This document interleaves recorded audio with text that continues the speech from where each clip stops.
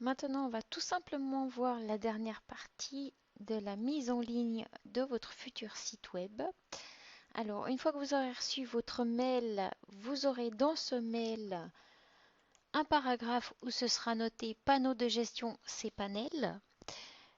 Dans ce paragraphe, vous aurez le lien temporaire et un lien permanent.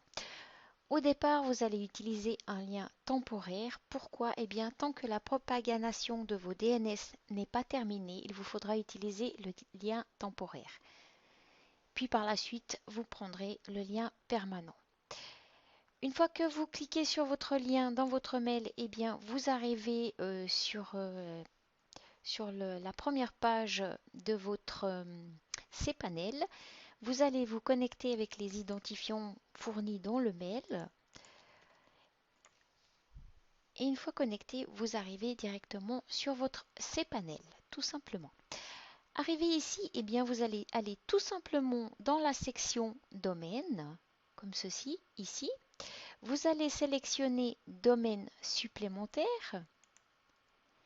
Arrivé ici, eh bien, vous allez rentrer tout simplement dans le champ le nouveau nom de votre site web.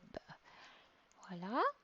Une fois ceci fait, eh bien, une fois que vous cliquez à côté, les champs inférieurs se remplissent automatiquement comme ceci. Voilà. Et vous faites tout simplement ajouter un domaine.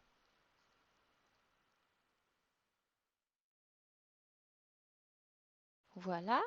Le domaine supplémentaire a été créé. Alors maintenant, nous allons retourner sur Accueil tout simplement. Voilà. Arrivé sur la page d'accueil de votre cPanel, eh bien, nous allons aller tout simplement dans les Softaculos Install app. Alors, se trouve juste dans la partie logiciel, juste ici, Softaculos app install. Vous cliquez dessus tout simplement.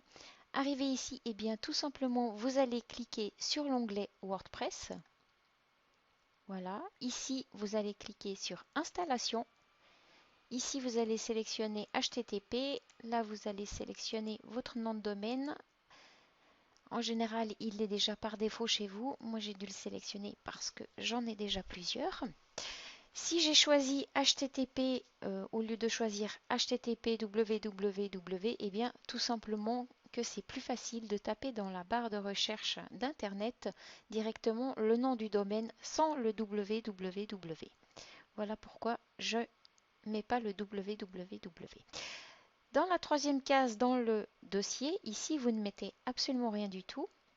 Ici, vous avez la possibilité de changer directement, de mettre le nom de votre site web et un slogan, ou vous avez la possibilité de laisser tel quel et de changer par la suite sur votre site directement.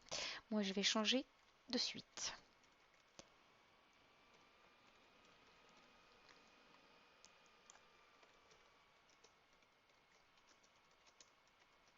Voilà. Ici, la petite case, vous ne cochez pas, vous laissez tel quel. Ici, ce sera vos informations pour vous connecter à votre site web. Donc, je vais rentrer mes informations, mon mot de passe. Et en dessous, je vais mettre l'adresse email où je veux recevoir mes informations. Voilà. Une fois ceci fait, eh bien, je descends la partie Choice Language. Je laisse en français. Ici, Select Plugin, eh bien, je ne coche pas non plus. Je laisse tel quel. Dans la partie Advanced Options, eh bien, je clique sur le plus, tout simplement. Ici, dans le nom de la base de données, eh bien, je vais donner tout simplement un nom à ma base de données pour pouvoir le retrouver avec mes autres noms de domaine. Maximum 7 caractères. Ici, eh bien, vous pouvez laisser tel quel, mais moi j'aime bien avoir VP, enfin WP. Ici, vous ne cochez rien du tout. Le backup, vous pouvez choisir une fois par jour, une fois par semaine ou une fois par mois. Moi, je vais choisir une fois par mois. La rotation pour le backup, vous pouvez choisir une fois ou deux fois. Je vais choisir deux fois. Et dans la partie juste en bas qu'on voit légèrement, eh bien, vous allez encore rentrer votre mail. Voilà, une fois ceci fait, eh bien voilà, on va procéder à l'installation. Si vous mettez votre adresse email ici, c'est tout simplement pour recevoir les informations aussi de connexion de votre site web, pour ne pas les perdre. Voilà, on va cliquer sur installation. Il est en train d'installer. Voilà. Une fois ceci fait, eh bien, il vous suffit simplement de cliquer sur ce lien. Je vais ouvrir dans une nouvelle fenêtre et vous arrivez directement sur le tableau de bord de votre site WordPress.